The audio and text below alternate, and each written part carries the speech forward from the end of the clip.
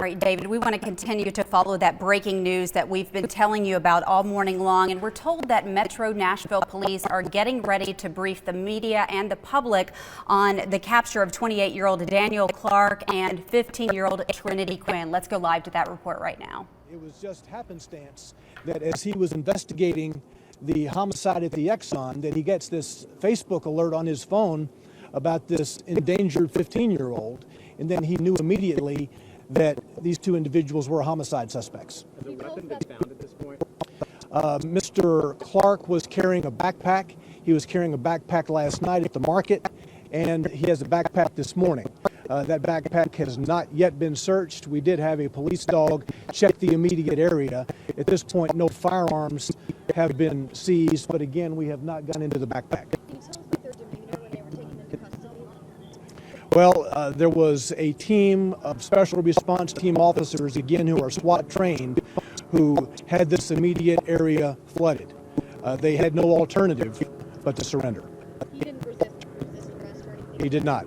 They were found out, I guess, are both of them from Dayton or just the We'll need to gather more information about this from the Dayton East Tennessee Police Department. What can you tell us about what happened at that market?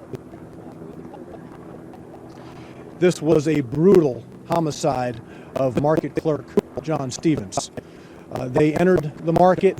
The 15-year-old shopped around for a moment. Clark went up to the counter. He had a gun initially low on the counter. As he conversed with Mr. Stevens, ultimately he raised the gun higher. We think he fired a shot. He then raised the gun, pointing it at Mr. Stevens' head during this conversation. Mr. Stevens attempted to get the gun away or knock it away from his head. At that point, Mr. Clark took a step back and opened fire. Mr. Stevens was shot multiple times. After Mr. Stevens went to the ground, Clark went around the counter, pulled his body out from where it was, appears to have gone through his pockets. They then went outside. They took keys. Once outside, they went to a vehicle, but they did not have the keys to that particular vehicle. Mr. Clark shot the windows out of that vehicle after he couldn't gain entry. Obviously, it was he had the wrong set of keys, so the vehicle wouldn't move, wouldn't start.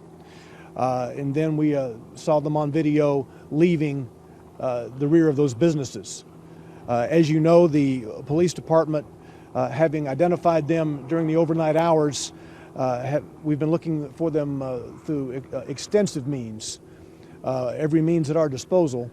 And ultimately, it was a citizen who had seen news accounts this morning that we were looking for these two, who saw this young lady, saw that she matched the description, had the clothing description that was put out this morning, and went down to the intersection and called the police department. Can you tell us where Quinn has been taken now, as she's a juvenile?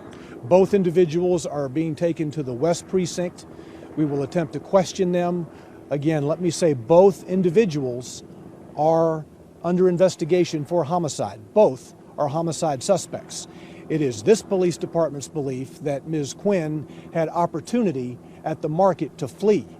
We do not see any indication that she was being held against her will. Where was Quinn at the time of the shooting? Say again? Where was Quinn at the time of the shooting? Standing inside the market near the front door. Would it appear part of a plan, maybe a recovery at all, or any indication they planned this on? Well, we have video, but we don't have audio, so we are not privy to the conversation that took place between Clark and Stevens. These two individuals have been taken to the West Precinct for questioning. We hope to learn more. Why were they outside the vehicle here in the tree line? Outside what vehicle? You said the person in the dump truck saw the girl standing here in the tree line or outside looking around. Yeah, they were not in a vehicle. The dump truck driver, as he was traveling on Old Hickory Boulevard, saw the 15-year-old standing on the edge of the road, just kind of looking around, perhaps trying to get her bearings. I don't know. And it was at that point that he recognized her as matching the description of the person we were looking for, went down to the intersection and called police. The special response team has been out all night in this immediate area looking for them. These are plainclothes officers wearing vests, of course, that markings with police department markings, and unmarked SUVs, and immediately saturated this area. The dump truck driver actually brought them back up into this area and pointed out the last place he saw Quinn. And when the special response team got onto the ground, they could see them back in the woodline sitting on the embankment, out of view if you were traveling on Old Hickory Boulevard. Police stopped at a number of different homes throughout the neighborhoods. I mean, was there Say any, again? Police stopped at a number of different homes in the neighborhood as well as the school across the street. Any indication that they did make it inside, or I mean, any stops along the way there? Not at this point. Again, that will be some of the questions we would ask during interviews. As far as we know, these individuals are not familiar with Nashville. We do know that the van that they were in was left in the Walmart parking lot, and they had no immediate means of travel, knowing that they didn't have a vehicle to flee with from the Exxon market. The investigation to this point has shown that they were in the Walmart parking lot as early as yesterday morning. And we know that they had entered Walmart at some point yesterday morning shopping around. We're talking with Walmart, getting surveillance video from them to ascertain exactly what they were doing in the Walmart yesterday. Do you say who the dump truck driver is? I cannot. Do we know what they did after they shot this clerk? Do we know if they stayed out in the woods all night? Again, they have not been asked any questions here. They've been taken to the West Precinct, where we hope they will answer our questions. Have their parents been notified at all, or is there any conversation with them at this point? The 15-year-old's parent was notified that we were looking, that she was involved in an incident here.